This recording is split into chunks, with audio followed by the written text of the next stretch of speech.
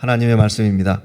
제가 조금 빨리 읽었는데요. 우리 성도님들 다 알고 계시는 말씀, 성경의 아주 독특한 스토리 중에 하나입니다. 그리고 또 나름대로 드릴 말씀이 많아서 오늘은 순서를 빨리 진행합니다.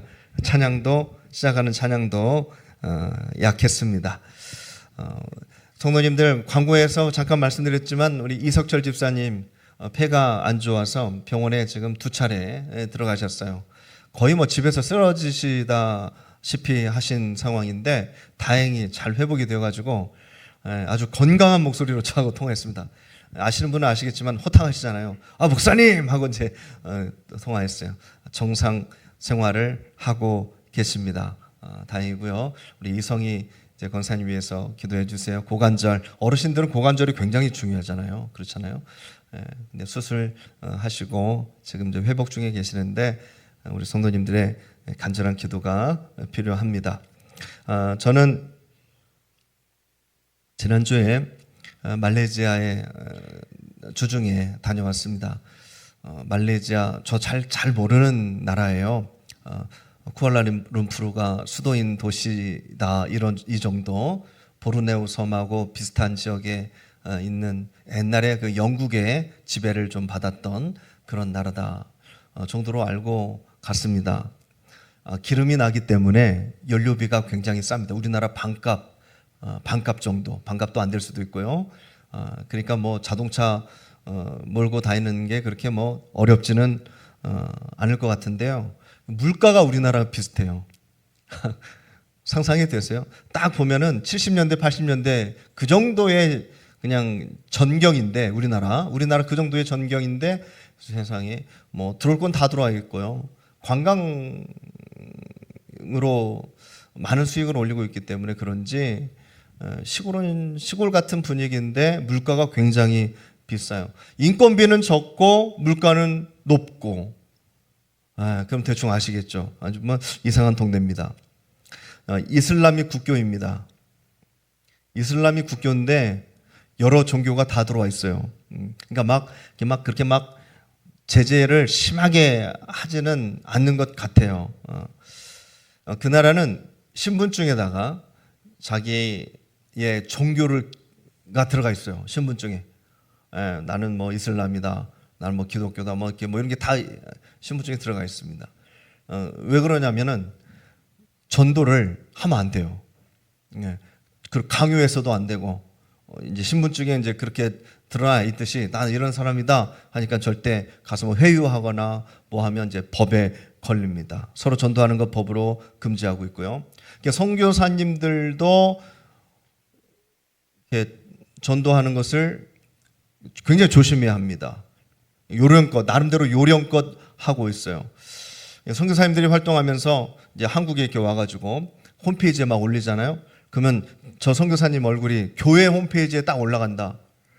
이런 것들을 발견해가지고 무슬림들이 발견해가지고 고발하면 선교사님들은 추방당합니다. 조심해야 되겠죠. 저희가 방문한 곳은 그 사바주에 있는 한인교회입니다. 혹시 사진 준비되어 있으면 좀 보여주실래요? 입구가 저렇게 생긴 아주 아담한 교회인데요. 젊은 목사님 부부, 딸 이름이 저희 딸하고 이름이 똑같아요. 할인이에요. 수요 예배를 오전에 드렸습니다. 넘겨주세요. 네, 한 장씩 넘겨주세요. 편집이 안 됐군요.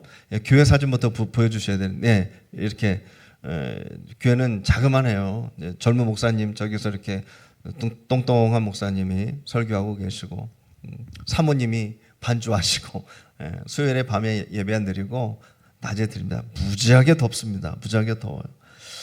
간혹 구제 물품을 한국에서 받아가지고 전달하려고 그 수상가옥, 가장 가난하게 사는 사람들이 그쪽에 몰려 있으니까 수상가옥에 가서 구제를 하고 전도도 하고, 그래서 전도도 마음대로 못 해요. 수상가옥에 있는 사람들도 대부분 히잡을 쓰고 있어요. 국교가 이슬람이니까. 근데 왜 이렇게 이슬람이 많은지 모르겠어요. 목사님한테 물어보니까 일단은 애를 많이 낳는데요. 왜 이렇게 애를 많이 낳냐 했더니 일부 다처제래요. 한 남자의 부인이 여럿이에요. 근데 그 남자가 이슬람이에요. 남성의 권위가 거의 법이에요, 법. 그러면 부인도 이슬람이고 태어나는 아이들도 떼거리로 다 이슬람이고, 야, 막 다 젊은 여자애들 뭐 이게 중학생처럼 보이는 초등학생처럼 보이는 애들도 히잡 다 쓰고 다니고 그 더운데 말이죠. 야, 이거 괜찮은 것 같아요.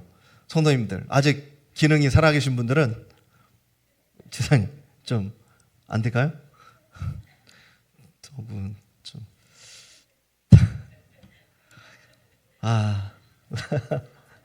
예, 우리 와이프는 지금 왔다 갔다 해요. 지금 지금 왔다 갔다 합니다. 예, 굉장히 예민합니다. 없네요. 우리 청년들한테 부탁을 해야 되겠습니다. 그 방법 괜찮은 것 같아요. 그렇잖아요. 막 낳는 거예요. 막 나가지고 뭐 그냥 세계 방방 곳곳에 다 히잡 쓰고 다니는 거예요. 그냥 무섭더라고요. 종교재판소가 있어요. 종교재판소가 으리으리하게 멋진 건물로 있습니다. 그래도 좋은 것은요, 사람들이 느긋해요. 크랙션을 잘 안 울려요. 차는 많은데 느긋해요. 그냥 깜빡이 켜면 다 들어와라. 신호등도 거의 없어요. 네. 사람들이 착합니다. 범법자들이 많지 않아요. 범법자들이 많지 않은 이유 중에 하나가 이 뭐 종교 재판도 그렇고 이렇게 뭐라고 될까요? 형사법은 제가 잘 모르겠는데 그 태형이라는 게 있어요. 태형이라는 게 큰 막대기로 사람을 때리는 건데요. 예를 들어서 열대다. 그 죄목에 대한 형벌이 열대다 하면은요. 그 때리는 기술자가 따로 있대요. 엄청난 속도로 그 긴 막대기 그걸로 막 탁 등이나 엉덩이를 때리는데 한 대 맞으면 쓰러진답니다. 10대 맞아야 되잖아요. 옆에 차가 있어요. 한 대 맞으면 쓰러지고 차를 타고 병원에 가서 입원해가지고 다 나으면 나와서 또 맞아요. 네, 진짜로 그렇대요. 그리고 또 병원에 가가지고 다 나으면 나와서 또 맞고, 네, 그렇게 5대든 10대든 그렇게 맞는데요. 그러니까 이제 범죄율이 상당히 낮습니다. 캄보디아, 뭐 미얀마 이런 데하고는 좀 비교할 곳이 못 돼요. 그러니까 한적하긴 한데 좀 이렇게 세상의 유흥과 음주 가물을 즐기시는 분들은 거기로 가면 좋을까요? 안 좋을까요? 재미가 하나도 없대요. 하나도 없는 건 아니지만 거의 재미가 없어요. 그런 것들이 뭐 법으로 다 뭐 술도 뭐 그리고 뭐 돼지고기 뭐 이런 것도 안 먹는 사람들이 많으니까 하여튼 그런 참 이상한 동네입니다. 좀 그럼 개발 좀 하시오. 기름도 나고 이렇게 돈도 많고 그러면은 우리 한국에다 부탁해가지고 길 깔아달라면 막 길도 쫙 지하철도 쫙 다리도 쫙 쫙쫙 되는데 돈 그런 데다 쓰지. 그런데 이제 제가 그렇게 물어봤더니 그렇게 한다고 하면은 최소한 30% 이상이 다 비리로 그 돈이 싹 공무원들한테 어디로 싹 없어진대요. 다 알고 있대요. 전 국민들이 다 알고 있다고 합니다. 그러니까 공무원들이 되고 싶어라 하는 나라기는 한데 대부분 다 비리 공무원들이라 나라가 빨리 발전할 수가 없다고 그럽니다. 뭐 제가 뭐 그런 다른 나라 이야기 하려고 한 건 아니고 그 나라의 복음에 대해서는 아마 그 이수민 목사님이세요. 이수민 목사님이 한국에 들어오실 때 한번 모셔서 그 나라의 적나라한 상황을 함께 나누어도 큰 은혜가 될 것 같습니다. 많은 에피소드들을 또 가지고 계시더라고요. 더운 나라에서 고생하는데 근데 우리 교우들이라 가서 할 수 있을까? 이제 좀 반신반의하고 있는 상황입니다. 자, 일단 말씀을 나누겠습니다. 자, 지난주 성도님들 기억하세요? 지난번에 수요일 날 말씀 나눈 말씀의 내용. 우리가 지금 22장에서 지금 머물고 있잖아요. 진도를 못 나가고 있어요. 오늘도 22장입니다.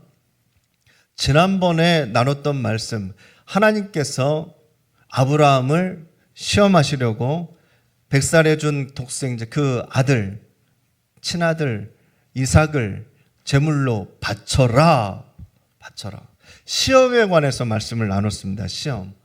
하나님께서 아브라함을 시험하셨다. 성경이 그렇게 분명히 나와 있습니다. 22장 1절의 말씀을 한번 보시면 그 일 후에 하나님이 아브라함을 뭐 하려고요? 시험하시려고. 그를 부르시되 아브라함아 하시니 그가 이르되 내가 여기 있나이다. 여기까지는 참 좋았죠. 내가 여기 있습니다 하나님. 근데 그 다음에 청청병력이. 자, 우리가 시험을 어떻게 이해할 것이냐 말씀드렸는데 정말 중요한 말씀이기 때문에 잠깐 더 복습합니다. 기억나세요? 시험은요, 아무도 이게 나오지 않네요. 시험은 모든 게 다 시험이다. 한번 따라서 해보실래요? 모든 게 시험이다. 기억나세요? 다행이네요. 이 말씀의 뜻이 기억나야 돼요. 이렇게 말씀 나누었는데요. 아들을 바치라는 것뿐만이 아니라 사실은 우리의 삶의 모든 게 다 시험이에요. 제가 질문을 했을 때 몇 분이 대답을 하셔요? 제가 질문을 했을 때 몇 분은 대답을 안 하세요? 몇 분이 대답을 하셨을 때 저는 계산하려고 하지 않아도 제 마음속에서는 평가가 될까요? 안 될까요? 되죠. 몇 분이 대답을 안 하세요? 그러면 제 마음속에서는 잘했어요? 못했어요? 얘기는 안 했겠지만 평가가 될까요? 안 될까요? 되죠. 사람이니까 다 되죠. 그래서 제가 성도님들 하나하나 안 봐요. 그냥 뭉뚱그려서 그냥 대충 봐요. 눈이 시력이 굉장히 안 좋은 사람처럼 굉장히 와이프가 늘 주일만 되면 이분 오셨어? 보셨어? 안 보셨어? 나 몰라. 안 봤어. 그래요. 예. 안 본 게 아니라 안 보죠. 그냥 뭉뚱거려서 봐요. 한 번씩 쳐다보면서 눈을 맞춰야 되는데 이상한 평가가 되어질까봐 잘 못 봐. 그냥 뭉텅이 이렇게 봅니다.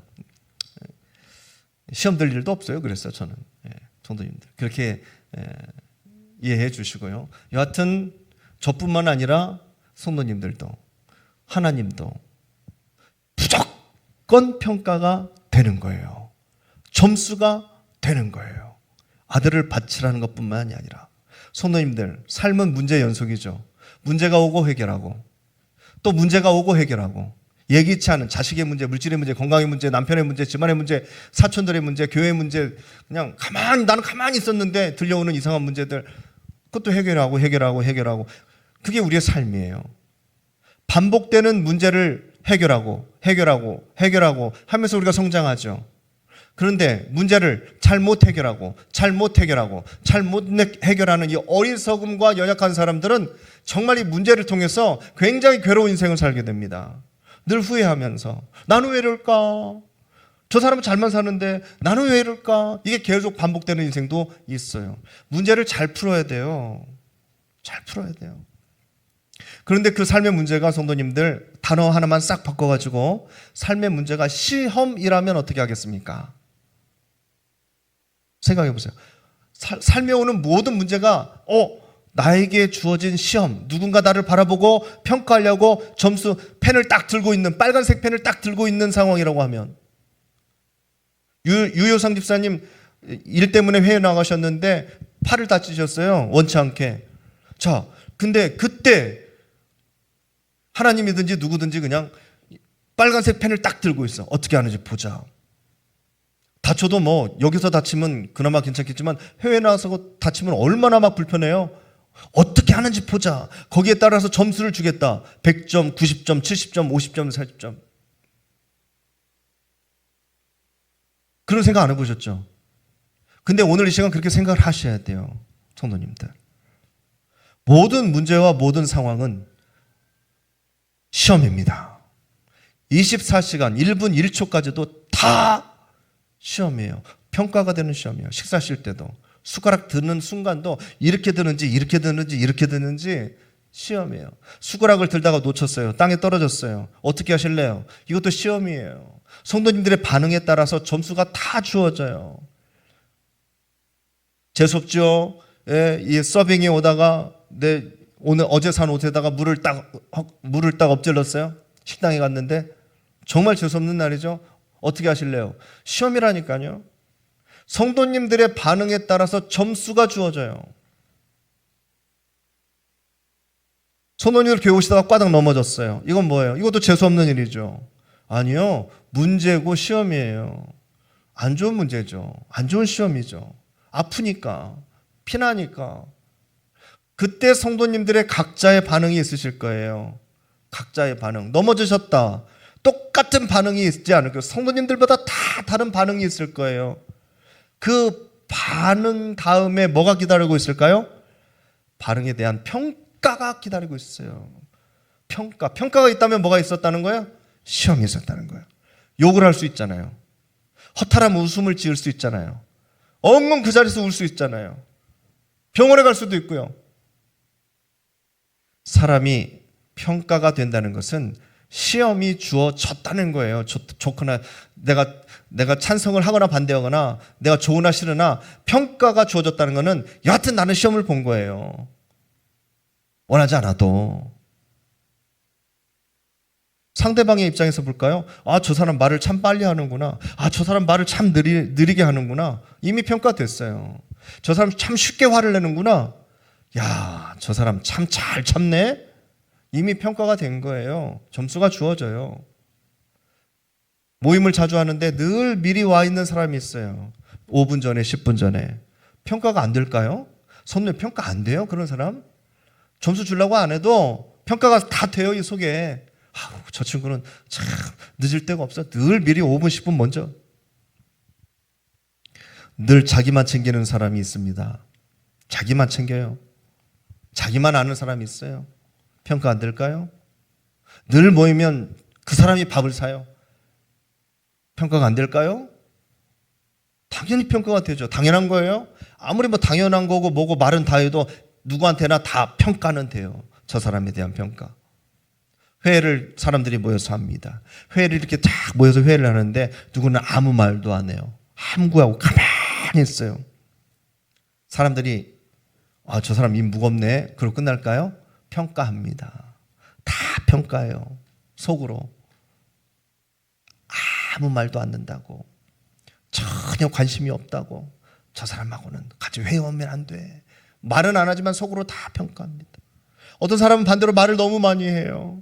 쓸데없는 말까지 해요. 평가가 안 될까요? 된다니까요, 성도님들. 평가가 되니까 모든 것들이 다 시험이라고 말씀드리는 거예요. 우리 양미장 목사님 기도하셨죠? 기도 소리가 잘 들려요, 안 들려요? 처음에 안 들리죠? 누가 마이크 대줬어요?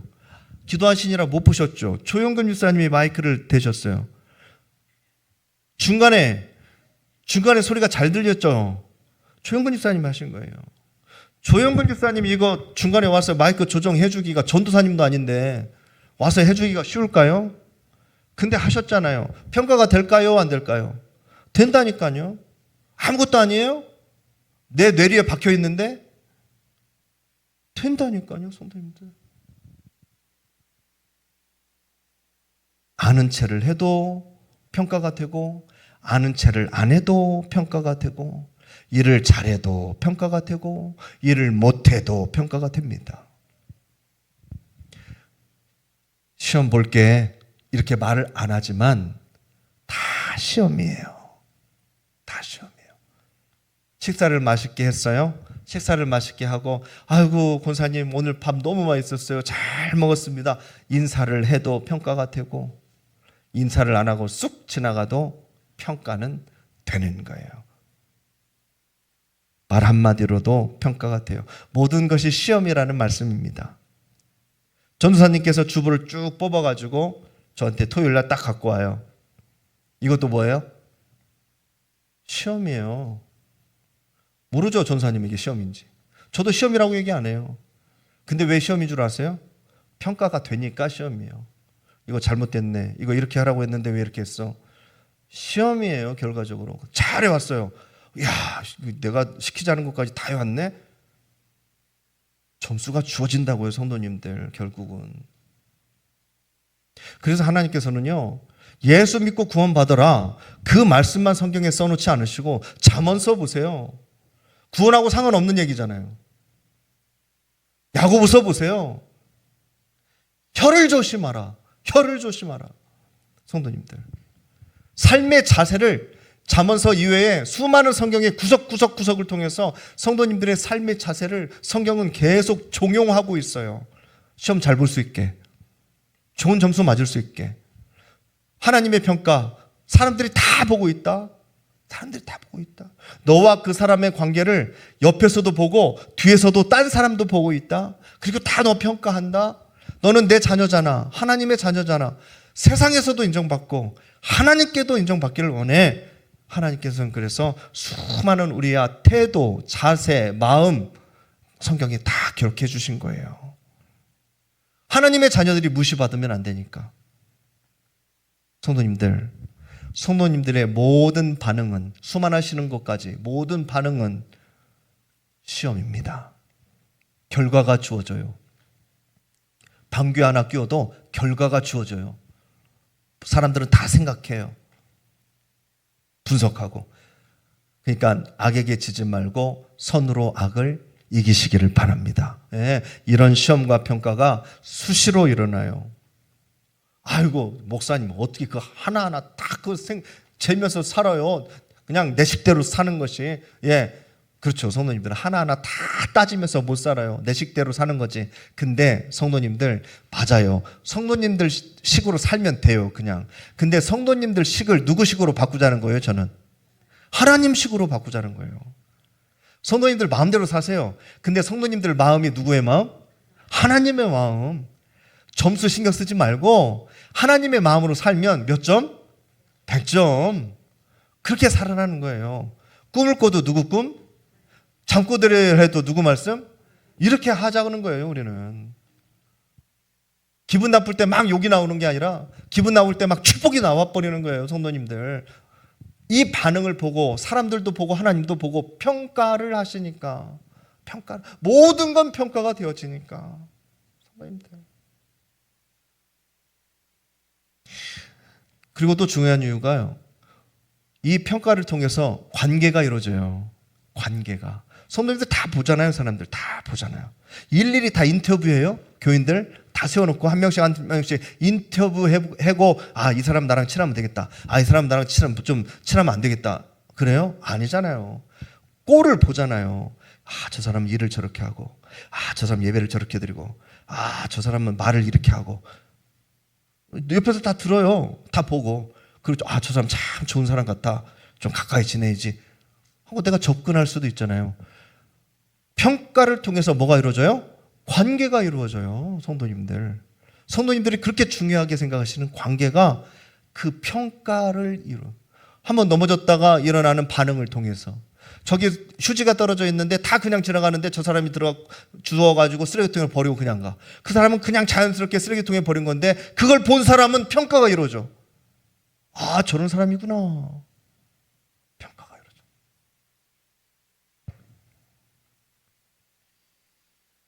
내 인생은 왜 그러지? 내 인생은 왜 그러지? 불평만 하지 마시고 나에게서 일어나는 반응을 잘 살펴보시기를 바라요. 좀 이렇게 녹화를 하시든지 녹음이라도 해가지고 내 입술에서 나오는 말이 도대체 어떤 말인지, 내가 하는 행동이 도대체 어떤 행동인지 사람들에게 보여주시고 평가를 좀 해달라고 해보세요. 우리 아이가 달라졌어요. 찍어가지고 전문가한테 딱 가면은 엄마들이 하는 말이 뭐냐면, 내가 왜 저러지? 내가 저랬나? 막 얼굴을 막 창피해서 들지를 못해. 본인이 해놓고도 본인이 창피한 거예요. 내가 왜 그랬지? 내가 저런 말을 했다니, 뭐 이런 거죠. 본인이 본인의 삶을 보면, 삼자의 입장에서 객관적으로 보면 냉철하게 판단할 수 있어요. 그래도 도저히 납득이 되지 않는다. 상담을 한번 받아보세요. 상담. 뭐가 잘못됐는지. 상담을. 뭐가 나는 열심히 살고 있는데 왜 이렇게 내 인생은 거꾸로 가는지. 다른 사람들은 잘만 가고 행복하고 기쁘게 사는데 나는 왜 이렇게 괴로운지. 좋은 점수 받으며 살아야죠. 반응하는 법을 배워야 합니다. 특히 하나님 앞에서. 자, 하나님 앞에서 모든 것은 시험이다. 아셨죠? 모든 것은 시험이다. 생각하시면서 사시기를 바랍니다. 아멘. 스트레스 받겠지만 성도님들, 아니에요. 좋은 점수 받으면 돼요. 뭐하러 선악과로 가요? 선악과로 가면 마이너스. 다른 하나님이 만들어주신 혹은 과실을 먹으면서 아담과 하와가 기쁘게 살면 그게 플러스인데 뭐하러. 어렵지 않아요, 성도님. 자, 오늘 7절 말씀 보실까요? 7절 말씀. 오늘 7절 말씀 보시면은 한번 쭉 눈으로 보세요. 번제 드릴 제물을 누가 찾아요? 이삭 아들이 찾습니다. 어디 있어요?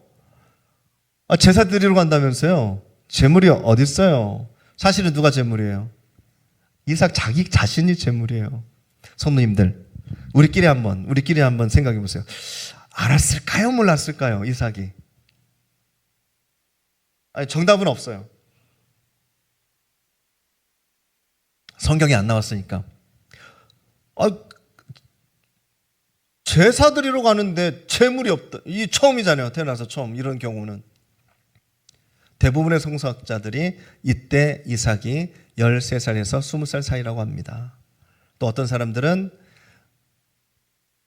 하와가 127세에 죽었으니까 이제 이 다음 장이랑 그냥 연관해 봐서 아니다. 이삭이 37살이다.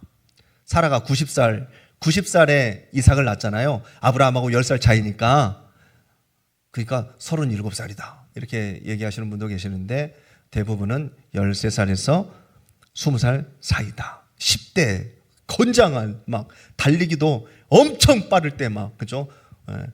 도망가면 아브라함이 잡을 수 있을까요? 없을까요? 절대 못 잡죠.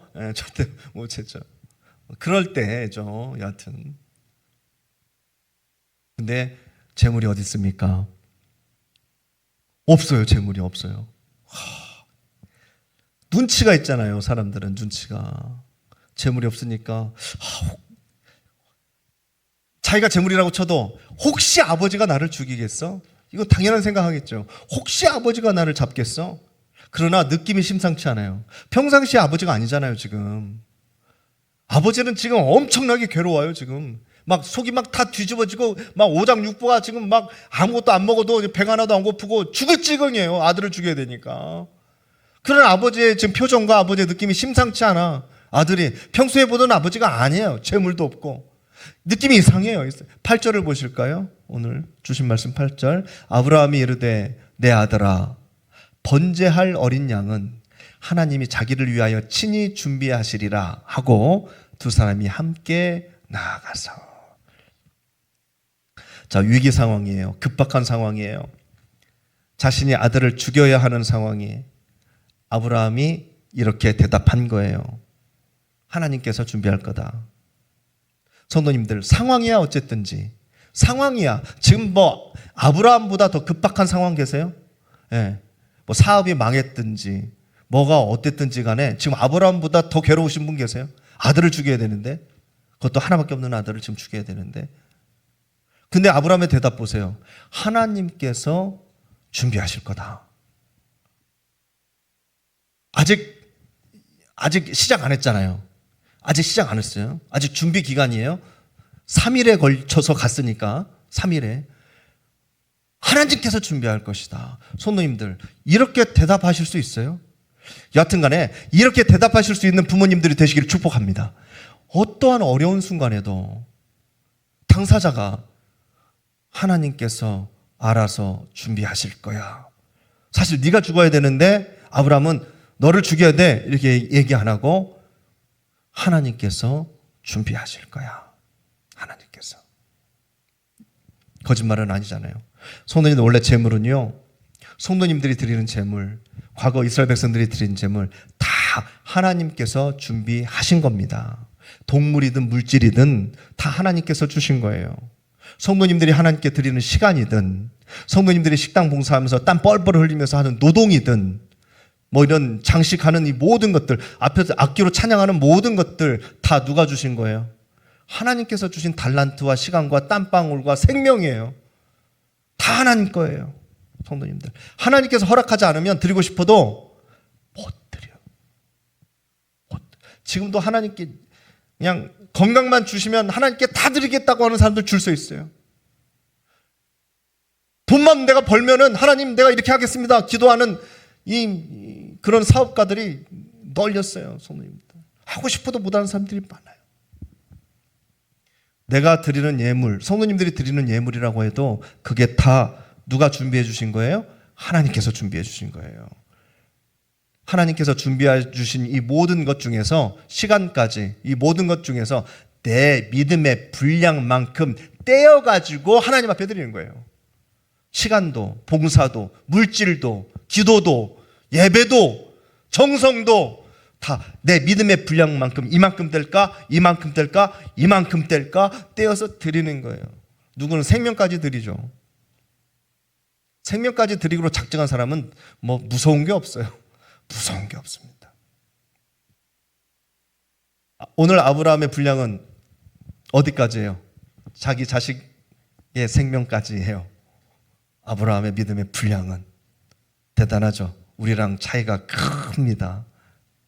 그리고 하나님께서는 그 마음을 받으시고 하나님께서 미리 예비하신 뿌리 수풀에 걸려있는 순양을 하나님께서는 준비하셔서 아들 대신 제사를 드리게 하시죠. 예물은 누가 준비해 주신다? 하나님께서 준비하신다. 우리는 마음의 양만큼만 담을 뿐이다. 믿음이 적으면 이만큼, 믿음이 많으면 이만큼, 이만큼, 이만큼. 우리는 그것만 할 뿐이에요. 사실은 준비는 하나님께서 다 해주신 거예요. 아버지와 아들이 같이 제단을 준비합니다. 아직 제물이 안 보여. 근데 아버지와 아들이 같이 준비해요. 나뭇가지로 이렇게 잘 태울 준비하면서. 아들을 죽여야 되는데 아들을 죽여야 할 제단을 아버지가 만들어요. 성도님들, 그 상황을 이해하시겠어요? 그럼 하나님의 입장에서 한번 생각해 보세요. 아브라함에게 몇 점을 주시겠습니까? 성도님들, 제단을 만들어요. 몇 점을 주시겠어요? 한 20점 주시겠어요? 하나님께서 아들을 번제로 드려라, 하나님께서 아들을 번제로 드려라 말씀하셨을 때 대답은 참아 못했는데 아침에 일찍 일어나가지고 땔감을 준비하고 출발을 해요. 아침에 일찍 일어나요. 몇 점 주실래요? 번제에 쓸 나무를 다, 자기 아들 태워 죽일 나무를 다 모아가지고 쪼개가지고 출발합니다. 몇 점 주실래요? 다 합쳐가지고 한 40점, 50점 주실래요? 3일 동안 갑니다. 아들을 번제로 드리려고 3일 동안 가요. 자식은 눈치챘으면 도망이라도 가지. 도망이라도 가면 되잖아요. 하나님 쟤 도망갔어요. 어쩌라고. 아브라함 쟤 이기면 아니잖아요. 요놈의 새끼 도망이라도 가지. 도망도 안 가고 졸졸 따라오네. 몇 점 주시겠어요? 순순히 따라오는 아들까지 합치면 60점, 70점 주시겠어요? 9절을 보십니다. 9절. 오늘 말씀 9절을 보시면 하나님이 그에게 일러주신 곳에 이른지라 이에 아브라함이 그곳에 제단을 쌓고 나무를 버려놓고 그의 아들 이삭을 결박하여 제단 위에 놓고, 아들을 결박해가지고, 아브라함보다 힘이 훨씬 셌을 텐데 아브라함한테 결박을 당하고 나무 위에 올라갑니다. 그럼 여기까지 몇 점입니까? 90점 주시겠어요? 90점?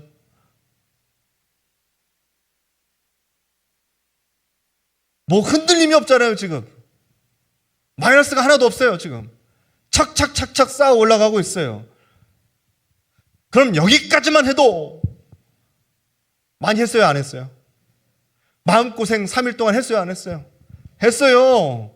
이 정도만 해도 우리 중에는 최고의 믿음이에요. 우리 중에는 여기까지만 해도 돼. 이제 그만하자. 아들아, 나 더 이상 못하겠다. 집에 가자. 하나님이고 뭐고 너무하시지. 집에 가자 해도 우리는 아브라함을 따라갈 수 없는 믿음이에요. 여기까지만 했어도 충분히 공감해요. 우리도 그렇게 하잖아요. 여기까지 해도 뭐 아이고 목사님 대충이요. 그만해요. 여기까지만 하십시오. 목사님 그러다 날 새겼어요. 집사님, 권사님 그만해. 대충 해. 주방 봉사, 지역 뭐 이렇게 지역 1지역 2지역 지역에서 봉사하는 거, 예배할 때 뭐 봉사하는 거 뭐 이 정도까지 하면 90점이지. 누가 뭐라고 해? 다들 내가 보니까 60점, 70점, 80점인데 이 정도면 90점이지. 90점. 집에 가자. 돌아가자. 성도님들, 제가 한번 설교 말씀드린 적이 있는데요. 나병 환자들이 멀리서 예수님의 이름 부릅니다. 예수여, 나 좀 불쌍히 여겨주소서. 예수님께서 고쳐달라는 얘기 아닙니까?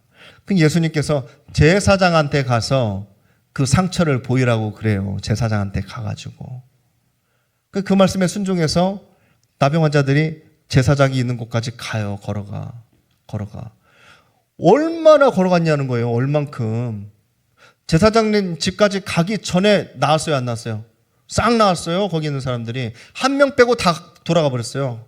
한 명만 예수님 앞에 왔단 말이에요. 그게 중요한 게 아니라 제사장네 집까지 가라고 해서 순종해서 갔단 말이죠. 얼마나 갔을까? 저는 이게 궁금해요. 100m냐, 1km냐, 4km냐, 5km냐, 10km냐, 이게 궁금한 거예요. 도대체 얼마나 갔을까? 가서 뭐하게? 병을 낳은 다음에 가는 거예요, 제사장한테는. 병을 낳은 다음에 제사장한테 딱 보여주고, 나았다. 딱 이렇게 판명을 받으면 그때부터 자윤이 되는 겁니다. 낳은 다음에 가야 되는데, 문둥병이 그대로예요, 그대로인데 제사장한테 뭐하러 가요? 예수님한테 고침받은 이유가 하나도 없잖아요. 예수님 만난 이유가 하나도 없잖아요. 변한 게 하나도 없으니까. 근데 가라고 하니까 가. 얼마나 가냔 말이에요. 얼마나. 성도님들. 생각해 보세요. 예수님의 말씀이 이 강단에서 매주 선포가 되는데 성도님들 변하는 건 하나도 없잖아요. 얼만큼 가시겠어요? 그게 성도님들의 믿음의 거리예요. 믿음의 거리요. 이 나병 환자들은 일단 예수님의 말씀을 믿고 갔어요. 가라고 하니까 가보자. 어떤 믿음 없는 사람은 한 100m 가다가 집으로 가요. 뭐하러 가냐고까지. 이 몸으로, 이 욕걸로 사람들한테 침 뱉고 돌 던지고 그럴 텐데 거기까지 뭐하러 가냐 하다가 다시 빽 해서 갔을 거예요. 그러면 안 나요. 절대 기적이 일어나지 않아요. 근데 일단 가보자. 예수님께서 가라고 했으니까 일단 가보자. 그냥 가는 거예요. 가는 도중에 나음을 입었더라. 아멘. 이게 성경 말씀이에요. 얼마큼 갔는지는 모르겠어요. 그 믿음의 거리가 있을 때 하나님의 일하심, 하나님의 계획하심, 하나님께서 정해놨겠죠. 분명히 저만큼은 넘어가야 병이 나을 것이다. 그만큼 딱 가니까 다 나았어요. 나병 환자들이. 다 한 명 빼고 다 도망갔지만. 그 거리가 있는 거예요. 믿음의 거리가. 대충 끝내고 가자. 몇 점이에요? 야, 이 정도면 90점이다. 대충 하고 가자. 예. 아브라함 보세요. 할 만큼 했잖아요. 할 만큼 했어요. 여기까지 있으면 됐어. 이 정도는 하나님도 알아주실 거야. 눕혔잖아, 일단. 눕혔잖아. 이거 누가 해, 이걸? 어떤 아버지가 해요? 3일 동안 걸어와서. 아들아, 일어나. 가자. 나는 이제 더 이상 진행 못 하겠어. 하나님 하라시는 대로 순종은 했는데 더 이상은 진행 못 하겠어. 가자. 아버지 왜 그러시는데요? 아니야. 아무 소리 하지 말고 집에 가자. 터덜 집에 갔을 거예요. 저 같으면 거기까지 가지도 못했겠지만. 근데 10절 보실까요? 오늘 말씀 10절을 보시겠습니다. 손을 내밀어 칼을 잡고 그 아들을 잡으려 하니. 칼을 들었어요. 아브라함이 손을 들어가지고 아들을 죽이려고 합니다. 상상하기 힘든 장면이에요. 끝까지 갔다는 거예요. 끝까지 갔어요. 여기가 끝이에요. 하나님이 정하신 끝이 여기에요. 왜? 하나님께서 간섭하셨거든요. 아브라함아 2번 불렀잖아요. 굳이 아브라함아 스탑. 100점이에요. 하나님께서 원하시는 믿음의 분량까지 아브라함은 갔어요. 11절 12절 보실까요? 오늘 말씀 11절 12절. 여호와의 사자가 하늘로부터 그를 불러 이르시되 아브라함아 하시는지라. 아브라함이 이르되 내가 여기 있나이다 하매 사자가 이르시되 그 아이에게 내 손을 대지 말라. 그에게 아무 일도 하지 말라. 내가 네 아들 내 독자까지도 내게 아끼지 아니하였으니 내가 이제야 네가 하나님을 경외하는 줄 아노라. 아멘. 더 정확하게 말씀드리면 네가 이삭보다 나를 더 생각하는 줄 알겠다. 그 말씀입니다. 사랑하는 성도님들, 그럼 오늘 말씀이 우리에게 어떤 교훈이 될까요? 성도님들의 믿음의 분량을 잘 체크해 보시기를 바랍니다. 내 자동차와 하나님, 내 아파트와 하나님, 내 전 재산과 하나님, 내 직장과 하나님, 내 건강과 하나님. 한번 따져보세요. 내 가족들과 하나님, 내 생명과 우리 하나님 따져보세요. 서로 성도님들 나름대로 측정해 보시기를 바랍니다. 자, 오늘 말씀 중에 가장 중요한 거 또 한 가지만 말씀드리고 마칠게요. 11절이죠. 아브라함은 11절에 보시면 아브라함은 누구의 음성을 듣습니까? 하나님의 음성을 듣습니다. 평소에 누구의 음성을 잘 듣는 훈련이 되어 있다는 거예요? 하나님의 음성을 잘 들을 수 있는 훈련이 되어 있다는 거예요. 우리는 하나님의 사역을 한다고 다 보였는데 하나님의 음성을 잘 못 들을 때가 참 많아요. 하나님께서 아무 말씀 안 하셔서 그럴까요? 그렇지 않겠죠. 우리가 못 들어서 그래. 급하고 바쁘고 시간 없고 마음에 안 들어서 화나고 자신이 없고 욕먹을까 봐 불안하고 빼고 때로는 너무나 분이 올라와가지고 하나님께서 막 말씀하셔도 못 들어요. 못 들어요. 못 듣는다고요, 성도님들. 못 들으신다고요. 하나님께서 말씀 안 하셔요? 성경책만 해도 이렇게 두꺼운데 하나님께서 말씀 안 하실까요? 아들을 죽이려고 하는 절대절명의 순간입니다. 정신이 혼비백산해지고 아무런 정신없는 상황일 거예요. 가슴에서는 분노가 치밀어 오르고 눈에서는 눈물이 줄줄줄줄 흘러내릴 텐데 이 칼을 순간 정신없이 요땡하면 그냥 내려찍을 바로 그 순간인데, 그런데 그 순간에 아브라함은요 하나님의 음성을 듣습니다. 그리고 멈춰요. 성도님들, 하나님의 음성을 못 들으면 어떻게 돼요? 아들을 죽이겠죠. 죽이겠죠. 하나님의 그 순간에 하나님의 음성을 들어서 아들은 살게 돼요. 성도님들, 굳이 칼은 아니더라도 성도님들이 자식을 혼낼 때 딱 매를 들잖아요. 매를 들을 때 하나님의 음성을 들어보신 적 계신 분? 애들을 때리려고 매를 확 들었는데 너희 죽었어요 이놈의 새끼 하면서 매를 딱 들었는데 그때 하나님의 음성을 혹시 들은 분 계세요? 내려치는 순간에 김건사야! 김건사야! 스탑! 중요한 순간에 도장을 딱 찍는 순간에, 계약할 때 도장을 딱 찍으려고 하는 순간에 박건사야 잠깐! 아무개 권사님한테 들은 이야기, 아무개 집사님한테 막 하려고 하는 순간에 임금님 귀는 당나귀 귀. 말하고 싶어서 입이 근질근질해가지고 말을 하려고 하는 쫙 그 순간에 하나님께서 잠깐! 스탑! 들어보셨어요? 혹시?